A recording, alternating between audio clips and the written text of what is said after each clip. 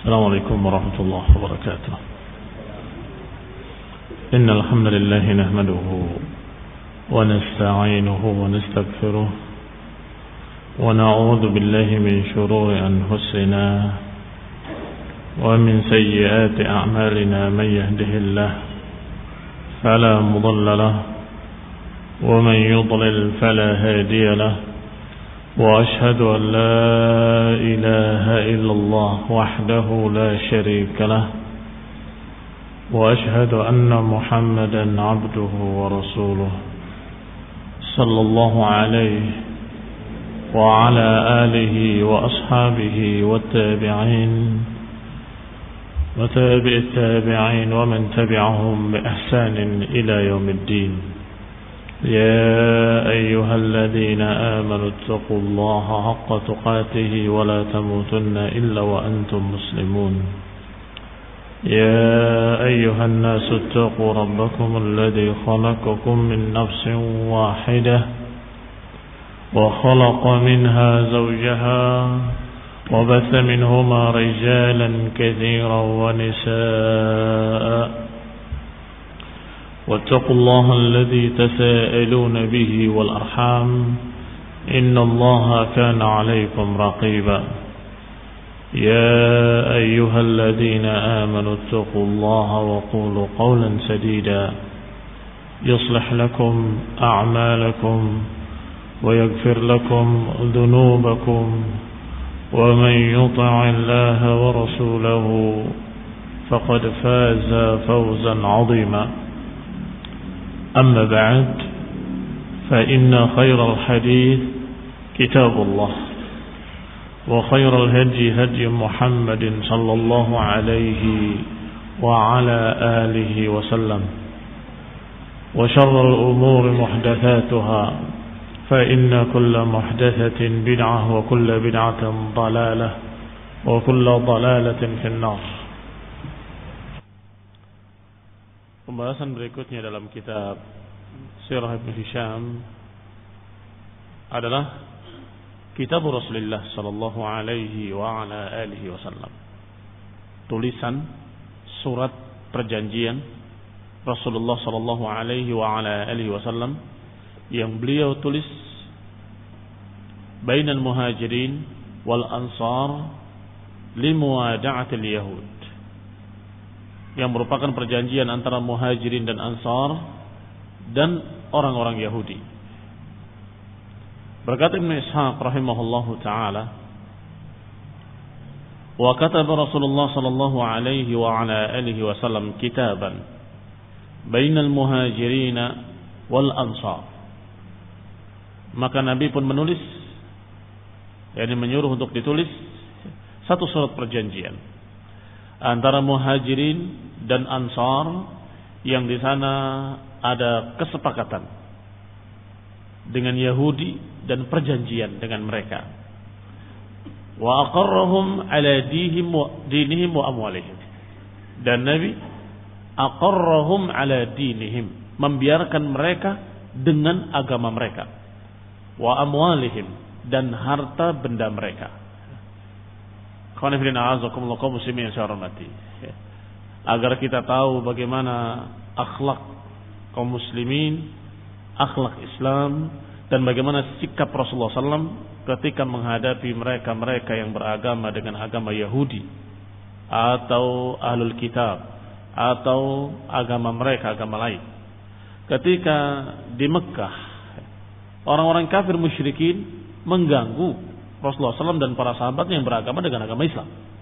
Tetapi ketika di Madinah, kaum muslimin tidak mengganggu orang-orang Yahudi. Aqarrahum ala dinihim, yakni ditetapkan, dibiarkan mereka dengan agama mereka dan harta mereka. Bukan dibiarkan itu artinya tidak didakwahi, tetapi tidak diganggu. Dibiarkan mereka dengan agama mereka. Wa ishtarata alaihim, tetapi dengan syarat-syarat. Wa syarata lahum, dan memberikan syarat untuk mereka. Apa bedanya ishtarata alaihim dengan syarata lahum? Ini dua perkara yang maknanya sama, tetapi isinya berbeda. Maknanya memberi syarat, yang kedua juga sama memberi syarat. Tetapi kalau isyarata alaihim, syarat atas mereka, yakni kewajiban mereka. Wa syarata lahum, yang kedua dengan fa'ala. Kalau tadi ifta'ala, yang sekarang fa'ala, artinya memberikan syarat untuk mereka, syarat-syarat yang menguntungkan mereka. Sehingga kalau diterjemahkan memberikan hak dan kewajiban, menentukan hak dan kewajiban. Isyarata alaihim, mensyaratkan atas mereka, yakni menentukan apa kewajiban-kewajiban mereka. Kalau syarata lahum, memberikan syarat untuk mereka, artinya memberikan kepada mereka hak-hak mereka. Isinya sebagai berikut. Agak panjang tapi tidak apa-apa, sebagai faedah buat kita. Bismillahirrahmanirrahim. Hadza kitabun min Muhammadin Nabi sallallahu alaihi wa ala alihi wasallam bainal mu'minina wal muslimin min Quraisy wa Yathrib wa man tabi'ahum falahiqa bihim wa jahada ma'ahum. Bismillahirrahmanirrahim. Surat ini ditulis, atau ini adalah surat dari Muhammadin Nabi sallallahu alaihi wa ala alihi wasallam antara orang-orang yang beriman kaum muslimin dari Quraisy, berarti muhajirin kalau dari Quraisy. Wa Yathrib, Yathrib nama lain Madinah, dari Madinah, yakni Ansar. Ini adalah surat antara orang-orang beriman kaum muslimin dan kaum mukminin dari kalangan Quraisy maupun dari kalangan Yathrib. Wa man tabi'ahum, dan siapapun yang mengikuti mereka. Falahiqa bihim wa jahada ma'ahum, yang bergabung dengan mereka dan berjihad bersama mereka. Innahum ummatun wahidah, bahwa mereka adalah satu umat. Berarti garis pertama dalam surat perjanjian ini memberitakan bahwa kaum muslimin dari bangsa manapun, dari suku apapun, apakah dari Quraisy maupun dari kalangan Ansar, apakah dari Mekah ataupun dari Madinah, ataupun yang mengikuti mereka dari mana saja, adalah satu umat, satu pihak. Yang kalau kita tulis biasanya disebut dengan pihak pertama. Itu satu umat, ummatan wahidah. Min dunin nas, dari selain manusia. Ini muslimin satu pihak. Wal muhajiruna min Quraisyin ala rib'atihim yata'aqaluna bainahum. Dan muhajirun dari kalangan Quraisy ala rib'atihim dalam keadaan mereka sekarang. Rib'ah maksudnya keadaan mereka sekarang ini. Dan muhajirun, orang-orang muhajirin dari kalangan Quraisy dengan keadaan mereka sekarang, yata'aqaluna bainahum. Mereka saling membayar diat di kalangan mereka. Ini cara Rasulullah sallallahu alaihi wa ala alihi wasallam untuk menghilangkan berbagai macam pertikaian-pertikaian dan perang-perang suku di masa jahiliyah. Sudah pernah dibahas di awal-awal kajian bahwa kebiasaan jahiliyah adalah perang suku. Dan mereka selalu bertikai karena mereka menganggap kalau ada yang pernah membunuh dari keluarganya atau sukunya, berarti suku mereka memiliki hutang darah yang harus ditebus. Sehingga tidak akan pernah akur sampai bisa menumpahkan darah mereka. Sehingga nenek moyang mereka, kakek-kakek mereka kalau akan wafat, mereka akan berkata dengan wasiatnya bahwa suku fulan berhutang darah pada keluarga kalian dan suku kalian. Kalian harus membayarkan dendam nenek moyangmu, kan begitu. Sehingga setelah datangnya Islam, Rasulullah SAW mengharapkan semua itu jangan diukut-ukut lagi. Kalaupun pernah ada hutang darah, jangan dibalas dengan menumpahkan darah, tetapi yata'aqaluna bainahum. Hendaklah membayar diat. Kamu berapa hutang yang belum terbayar? 2 orang kami pernah dibunuh oleh mereka. Kami pun ada yang pernah dibunuh 1 orang. Berarti sisa 1. Berarti kamu membayar 1 orang untuk orang ini, untuk suku yang ini. Itu makna yata'aqalun.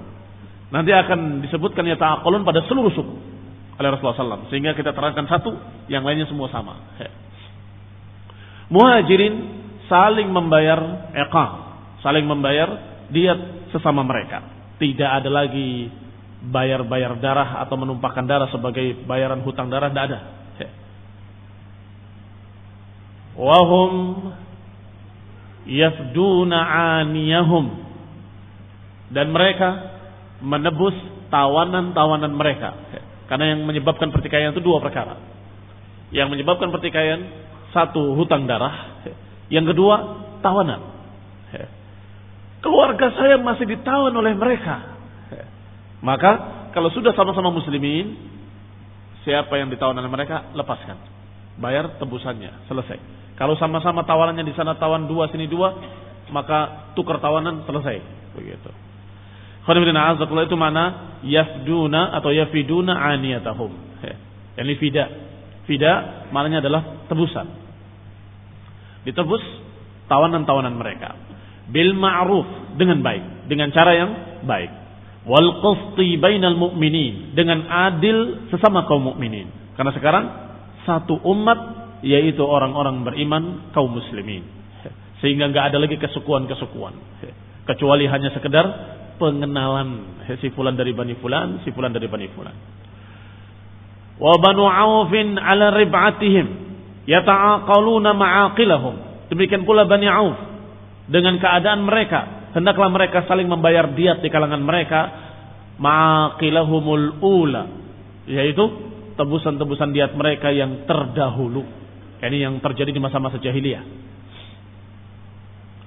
Wa kullu ta'ifatin tafdi aniyaha bil ma'ruf, dan masing-masing kelompok menebus aniha.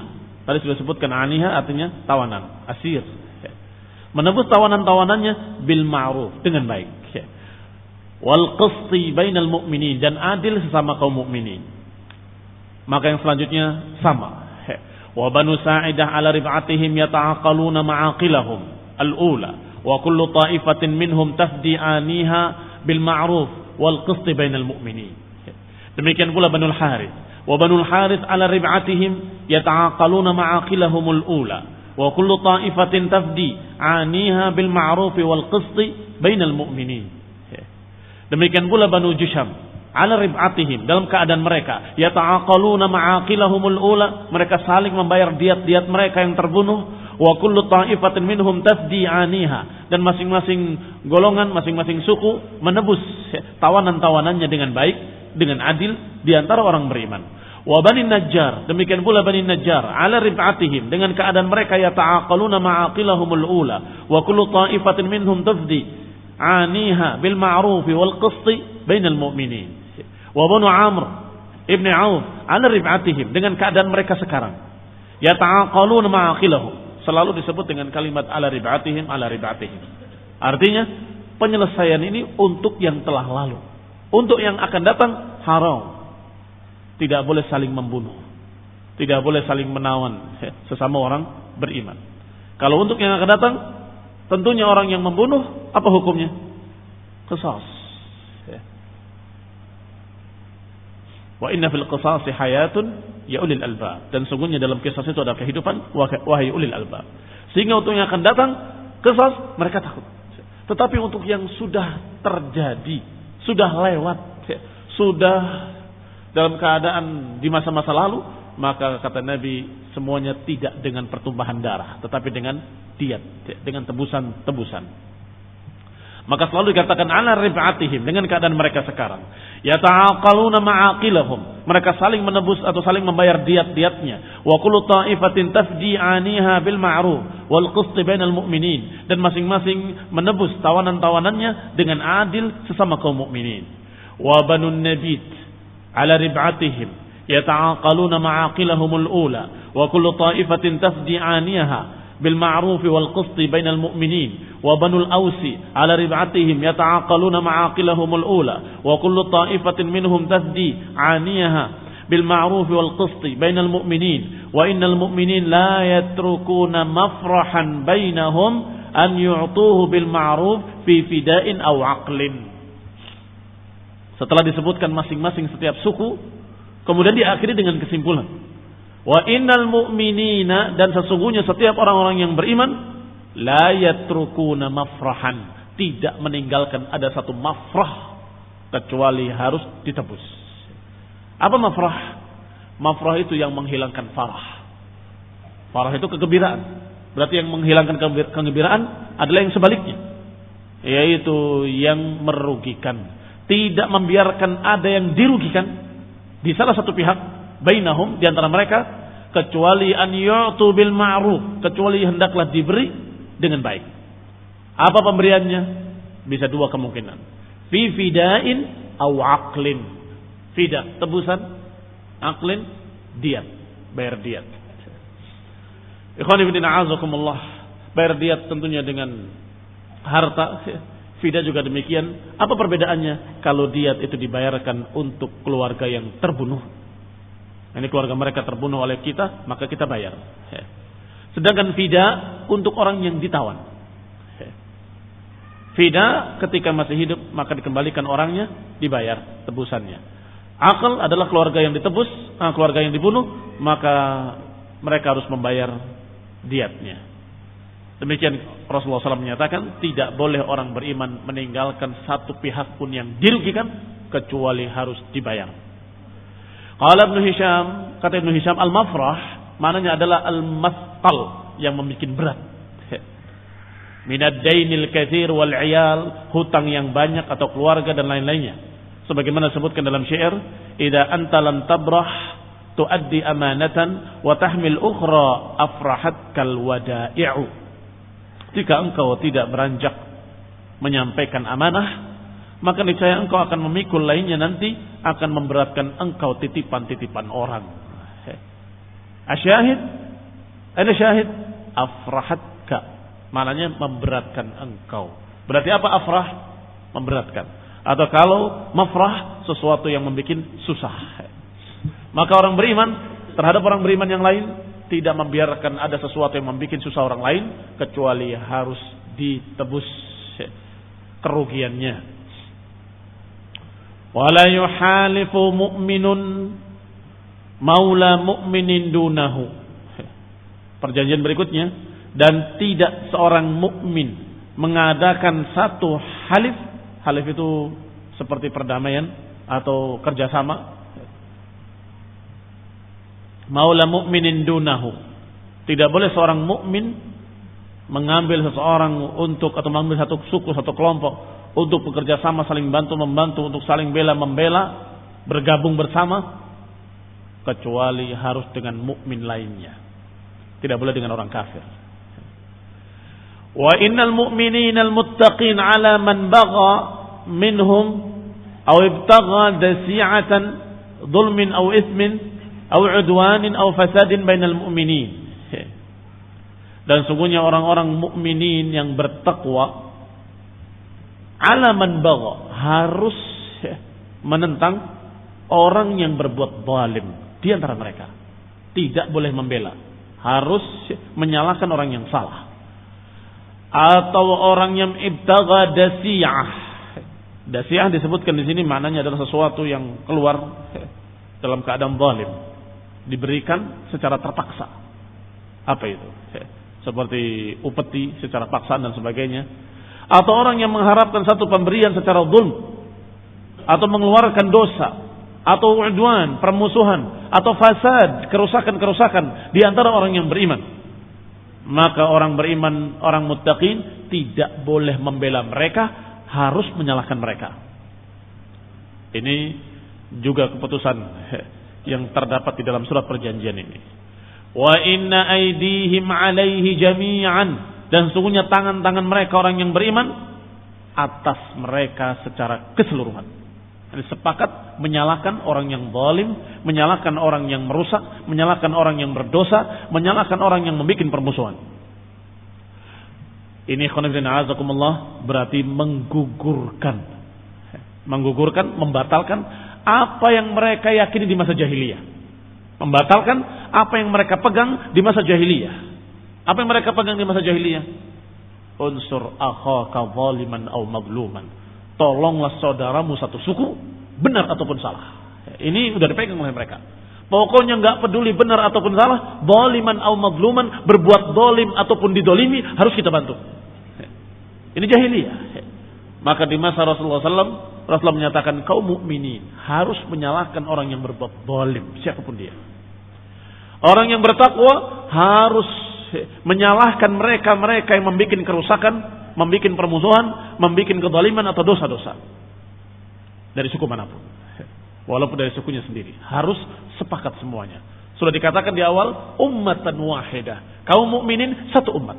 Maka mereka semua sepakat dengan keputusan yang sama, harus menyalahkan yang salah, menyalahkan yang merusak, menyalahkan yang berbuat zalim. Berarti gugur sudah apa yang biasa mereka pegang di masa-masa jahiliyah. Sehingga ketika Rasulullah SAW di masa Islam menyatakan kepada beberapa sahabat, unsur akhaka zaliman aw madluman, sahabat kaget, ya Rasulullah. Iya kalau memang kalau dia didolimi, saya bantu. Lah kalau dia berbuat zalim, masa saya juga harus menolongnya? Iya, kata Nabi, kamu harus menolong saudaramu yang berbuat zalim dengan cara menghentikan dari kezalimannya. Diganti oleh Nabi maknanya. Walaupun kalimatnya sama, unsur akhaka zaliman aw madluman, tetapi maknanya tolonglah saudaramu dalam keadaan dia dizalimi ataupun dia berbuat zalim. Kalau dia dizalimi, bela dia. Bantu dia, tolong dia. Kalau dia berbuat zalim, tolong dia dengan cara menghentikan kezalimannya. Ini makna yang benar di masa Islam. Adapun di masa jahiliyah, mereka pokoknya satu suku harus dibela walaupun zalim. Ini khonifina a'azakumullah adalah batil, pemikiran-pemikiran jahiliyah, pemikiran-pemikiran qabiliyah, kesukuan. Qala, ditulis pula di dalamnya, wala yaqtulu mu'minan fi kafirin. Dan tidak boleh seorang beriman membunuh orang yang beriman untuk seorang yang kafir. Apa maknanya? Yani kalau seorang yang beriman dibunuh karena orang beriman yang lain, itu qisas. Kalau orang beriman membunuh, maka dia terkena qisas, dibunuh juga. Tetapi kalau yang dibunuhnya mukmin, tetapi kalau yang dibunuhnya kafir, tidak ada qisas. Ini makna kalimat la yaqtulu mu'minun mu'minan fi kafirin. Tidak boleh seorang beriman dibunuh oleh orang beriman yang lain karena seorang yang kafir. Karena orang beriman itu membunuh orang kafir, tidak. Kalau orang kafir yang dibunuh, yang ada adalah diyat, bukan qisas. Wala yansur kafiran ala mu'min. Peraturan berikutnya, tidak boleh menolong orang kafir terhadap orang yang beriman. Tidak boleh menolong orang kafir terhadap orang yang beriman. Wa inna dhimmatallahi wahidah. Dan sesungguhnya jaminan Allah Subhanahu wa taala itu adalah sama, satu. Yujiru aliyahum adnahum. Dhimmatullah, perlindungan yang Allah berikan, atau lebih tepatnya hak perlindungan yang Allah berikan kepada orang beriman, itu wahidah, itu sama, satu. Yujiru alaihim adnahum, bisa melindungi siapapun, oleh siapapun, walaupun adnahum, walaupun orang yang terendah sekalipun. Mudah-mudahan masih ingat apa mana jiwar. Apa mana jiwar? Tidak ada yang bisa masuk ke Mekah ketika mereka pulang dari Habasyah kecuali bijiwarin, kecuali dengan jiwar. Apa itu jiwar? Perlindungan. Yani ada yang masuk dengan jiwar dari Walid bin Mughirah. Aku lindungi dia, siapa yang mengganggu dia berarti berurusan denganku. Itu namanya jiwar. Orang-orang beriman boleh memberikan jiwar. Siapa yang berhak dan siapa yang boleh memberikan perlindungan? Dijawab di sini, dikatakan dalam keputusan surat perjanjian ini bahwa namanya perlindungan dari Allah, Allah berikan haknya kepada seluruh orang beriman sama, wahidah. Bisa diberikan oleh orang yang tinggi, yang mulia, bisa pula diberikan oleh orang terendahnya. Kalau dulu di masa jahiliyah, orang rendah memberikan jiwar, ditertawakan. Bahwa ini dalam perlindunganku, ditertawakan. Kamu punya apa? Kekuatanmu siapa yang bisa? Ditertawakan. Karena tidak bisa dia memberikan perlindungan, tidak memiliki kekuatan. Tetapi di masa Islam, orang yang adnakum, orang yang terendah di kalangan kalian, boleh memberikan jiwar dan berhak memberikan jiwar. Contoh sederhana. Kalau kalian di sini negara Islam, Baldatun thayyibatun wa rabbun ghafur, insyaallah. Kemudian ada orang kafir harbi di negeri lain.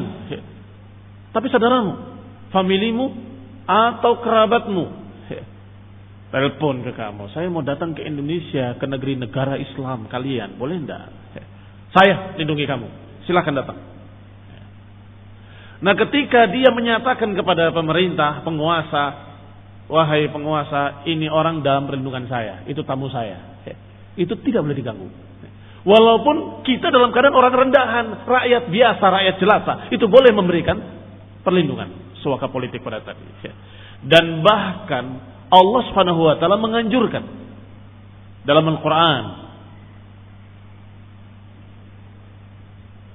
wa in ahadun minal musyrikin istajaraka fa'ajirhu hatta yasma'a kalam Allah. Wa in istajaraka, dikatakan wa in ahadun minal musyrikin, kalau ada seseorang dari musyrikin kafirin, istajaraka, apa istajaraka? Meminta perlindunganmu, jiwar, meminta jiwa. Fa'ajirhu, berilah perlindungan.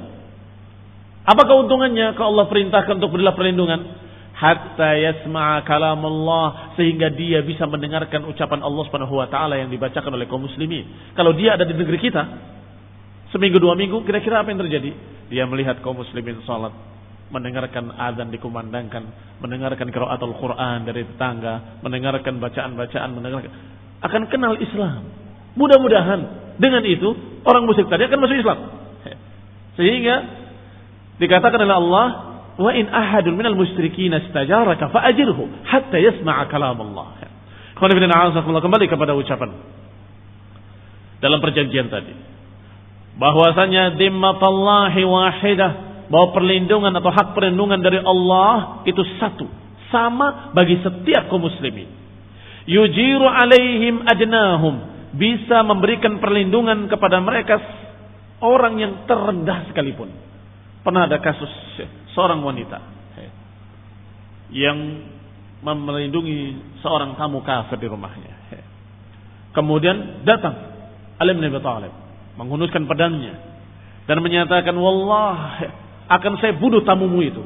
Dia adalah musyrik kafir, dia adalah penjahat besar, dia adalah. Maka kemudian wanita tadi datang kepada Rasulullah, ya Rasulullah, aku melindungi si fulan sebagai tamuku. Kemudian Ali menyatakan begini dan begini, kaita wa kait. Maka Rasulullah menyatakan kalimat yang sama, kalimat ini tadi, bahwa inna dhimmatallahi wahidah yujiru alaihim adnahum, boleh memberikan perlindungan walaupun orang terendah sekalipun. Tentunya wanita, rakyat jelata, kalau dibandingkan dengan laki-laki di bawahnya, tapi bisa memberikan perlindungan. Wa innal mu'minina ba'duhum mawali ba'din dunan nas, dan bahwasanya kaum mukminin sebagian mereka terhadap sebagian yang lain adalah wali-wali. Wali adalah kerabat dekat yang saling melindungi, saling menjaga. Dunan nas, beda dengan manusia lain. Kalau orang beriman dengan orang beriman, sebagian mereka terhadap sebagian yang lain, maka mereka awliya'u ba'd. Ba'duhum awliya'u ba'd. Sebagian mereka adalah wali-wali sebagian yang lain. Harus saling melindungi, saling menjaga, saling. Nah, wa innahu man tabi'ana min yahuda fa inna lahu an-nasr wal uswah ghairu madlumin wala mutanasir alaihim. Sekarang bicara tentang Yahud. Wa innahu man tabi'ana, dan bahwasanya siapa yang ikut bersama kita di sini dalam perjanjian ini, apakah dari kalangan Yahud atau lainnya, fa inna lahu an-nasr, maka mereka pun memiliki hak pembelaan. Wal uswah, memiliki hak pergaulan. Ghairu madlumin, dengan tanpa terdolimi. Wala mutanasir alaihim, dan tidak boleh meminta bantuan untuk menyerang mereka, meminta bantuan kemenangan untuk mengalahkan mereka, tidak boleh. Tergambar di Madinah sekarang ada kaum mukminin, ada Yahudi. Karena sama-sama di Madinah, dan kalau mau ikut perjanjian dengan kita, maka kalian wahai Yahud dilindungi di sini, Dan kalian mendapatkan pembelaan. Kalau ada dari luar Yathrib, dari luar Madinah, ada satu pasukan mau menyerang Yahudi, kaum muslimin membela Yahudi. Demikian pula ketika kaum muslimin diserang oleh orang lain, Yahudi wajib membela kaum mukminin. Tetapi bukan dalam keadaan zalim. Bukan dalam keadaan zalim. Dan tidak boleh meminta bantuan kaum lain untuk menyerang pihak lain. Ini Yahud misalnya, saya tidak menghunuskan pedang, saya tidak menyerang. Tetapi berbisik pada orang lain di luar Madinah untuk menyerang muslimin. Ini yang dimaksud. Mutanasir alaihim. Tidak boleh mutanasir alaihim. Meminta orang lain untuk menyerang pihak lain. Ini pihak muslimin dengan pihak Yahud. Orang Yahudi tidak boleh membawa orang lain untuk menyerang pihak muslimin. Kaum muslimin juga tidak boleh meminta orang lain untuk menyerang pihak Yahud. Karena kadang-kadang mereka perjanjian untuk tidak saling menyerang, tetapi ada bisik-bisik kepada umat lain di luar Madinah. Kalau berani melanggar, maka akibatnya mereka menjadi orang kafir harbi yang harus diperangi. Sebagaimana yang terjadi Bani Quraidah. Ketika datang orang-orang Quraisy mengepung Madinah, Bani Quraidah justru meminta bantuan musyrikin untuk menyerang muslimin. Maka ketika Allah mengalahkan musyrikin, mengalahkan pasukan Ahzab, maka Rasulullah SAW serta-merta menyatakan, La tusalliyanna ahadukumul asra illa fi Bani Quraidah. Jangan kalian salat asar sekalipun kecuali di Bani Quraidah. Untuk menunjukkan segera ke sana sekarang juga. Maka berangkatlah mereka segera ke Bani Quraidah. Ada yang sempat salat asar di sana, ada yang tidak sempat. Karena mendengar ucapan Rasulullah SAW, jangan salat asar kecuali di sana. Ternyata ada yang lewat maghrib. Baru salat asar di sana. Kaum muslimin yang saya hormati. Ketika sudah sampai di sana, maka Rasulullah SAW mengepung mereka dan menangkap mereka, menghukum mereka. Orang dewasanya dipenggal, wanita dan anak-anaknya sebagai tawanan. Ini akibat pengkhianatan mereka terhadap perjanjian damai ini. Kembali kepada suratnya. Dikatakan pula selanjutnya, wa inna silmal mu'minin wahidatun, dan bahwasanya perdamaian kaum muslimin juga satu. Bahasanya sama dengan bahasa yang tadi. Dhimmatallah wahidah. Wa silmal mu'minin wahidah juga. Silmal muslimin artinya perdamaian orang yang beriman itu sama, satu. Kalau pihak muslimin dari suku Bani Auf membuat perdamaian dengan si fulan dari suku Bani lain, maka Bani yang lain atau suku-suku lain tidak boleh kemudian mengganggu suku tersebut. Kenapa? Karena satu. Jangan sampai suku yang ini mengadakan perdamaian, suku lain menyerang. Kemudian yang ini berlepas diri, loh itu kan bukan saya, itu kan kelompok lain. Saya kan suku fulan, itu kan suku lain, tidak bisa. Kalian mukminin, mereka mukminin. Kalian muslimin, mereka muslimin. Maka siapa yang sudah berdamai dengan satu suku dari muslimin, maka kaum muslimin yang lain seluruhnya harus sama berdamai dengan mereka. Kalau memiliki perjanjian untuk tidak mengganggu satu suku tertentu, maka kaum muslimin seluruhnya untuk jangan mengganggu kelompok yang sudah tadi perjanjian tidak diganggu. Mafhum? Dipaham? Barakallahu fikum. Itu makna silmul mu'minina wahidah.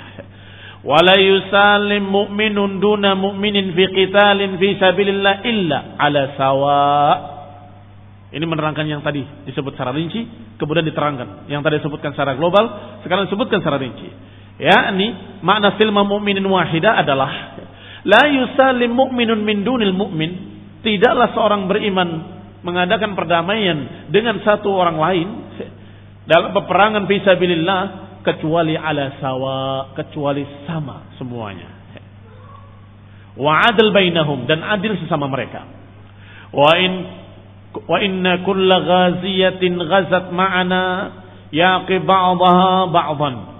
Dan setiap seorang berperang, ghazi maknanya adalah orang yang berjuang, orang yang berperang. Qala inna kulla ghaziyatin ghazat ma'ana, setiap orang yang bertempur, setiap ghazi yang bertempur bersama kita, maka harus saling dukung-mendukung, saling bela-membela sebagian mereka terhadap sebagian yang lain. Ya, ini tidak boleh berkhianat.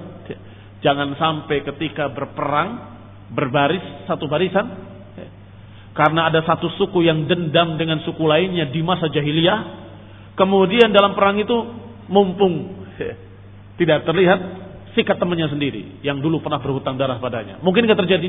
Kalau tidak diperingatkan, dikhawatirkan akan terjadi. Karena mereka di masa-masa jahiliyah masih punya hutang-hutang darah. Apalagi bersama yang lain agama, orang Yahudi misalnya. Begitu berperang bersama, membela mereka dari orang-orang luar, tiba-tiba Yahudi melihat kaum mukminin disikat dari belakang. Dikatakan dalam perjanjian ini tidak boleh. Kalau sudah dalam satu barisan pertempuran, tidak boleh satu orang dengan orang lain kecuali harus saling dukung-mendukung, saling bela-membela. Wa innal mu'minin yubi'u ba'duhum ala ba'din. Dan sungguhnya orang-orang yang beriman yubi maknanya yakuffa atau yamna, membela, melindungi, menahan tangannya, tidak menyakiti.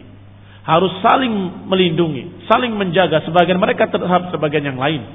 Bimana la dima'ahum fi sabilillah, dengan apa yang mereka tumpahkan dari darah-darah fi sabilillah. Karena ketika berperang fi sabilillah, menumpahkan darah fi sabilillah, ingat, kaum mukminin semuanya harus saling bahu-membahu, saling dukung-mendukung. Ini diulang semakna beberapa kali. Karena memang sudah kita katakan tadi, mereka hudatsa'u ahdin bil jahiliyah. Mereka orang-orang yang masih baru dari masa-masa jahiliyah. Yang masa-masa jahiliyah mereka benar-benar kesukuannya sangat kuat. Mereka urusannya adalah membela sukunya sendiri. Sekarang dirubah.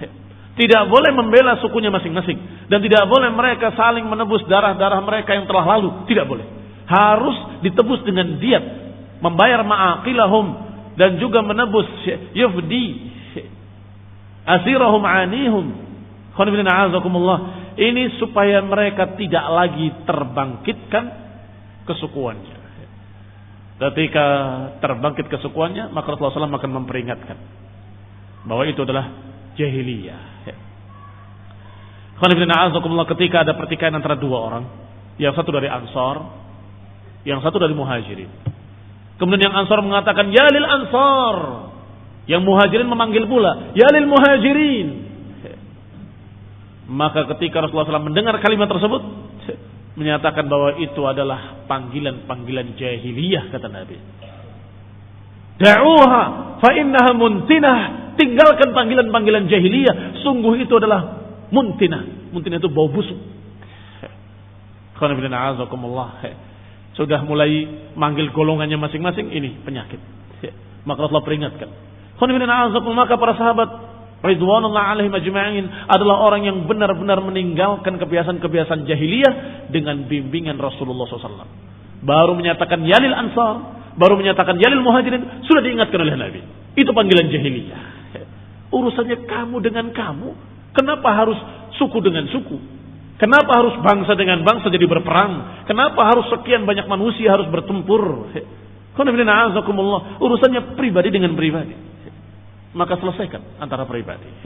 Kaum muslimin yang saya hormati, kita lanjutkan insyaallah pada kajian mendatang باذنillah taala. Subhanakallahumma hamdik asyhadu an la ilaha illa anta astaghfiruka wa atubu ilaik. Wassalamualaikum warahmatullahi wabarakatuh.